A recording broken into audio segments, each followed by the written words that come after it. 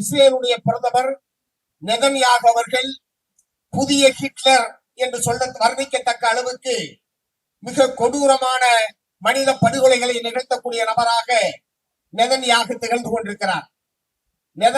நெதன்யாகுடைய எல்லா விதமான மனித உரிமை மீறல்களுக்கும் யுத்த நடவடிக்கைகளுக்கும் ஆதரவு அளிக்கக்கூடிய நாடாக அமெரிக்க ஏகாதிபத்தியம், குறிப்பாக அமெரிக்க அதிபர் டிரம்ப் இன்றைக்கு விளங்கிக் கொண்டிருக்கிறார்.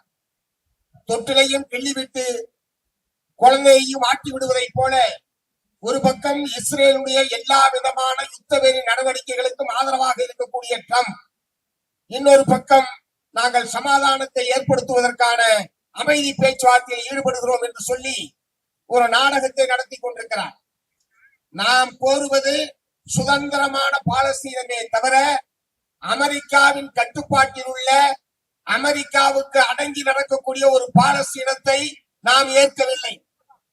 இப்போது அமைதி பேச்சுவார்த்தை என்கிற பெயரில் அமெரிக்க அதிபர் டிரம்ப் நடத்தி கொண்டிருப்பது என்பது ஒரு அமெரிக்காவுக்கு கட்டுப்பட்ட ஒரு பாலஸ்தீனத்தை உருவாக்குவது என்ற அடிப்படையிலே தான் அவருடைய நடவடிக்கைகள் இருக்கிறது.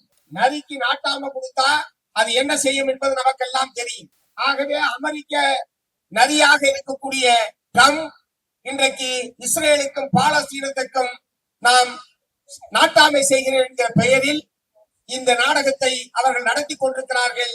அந்த நாடகத்திற்கு உலக அமைதியை விரும்பக்கூடிய, பாலஸ்தீன மக்களுக்கு தனி நாடு, சுதந்திரமான தனி நாடு அமைய வேண்டும் என்று விரும்பக்கூடிய யாரும் ஏமாந்து விட மாட்டார்கள்.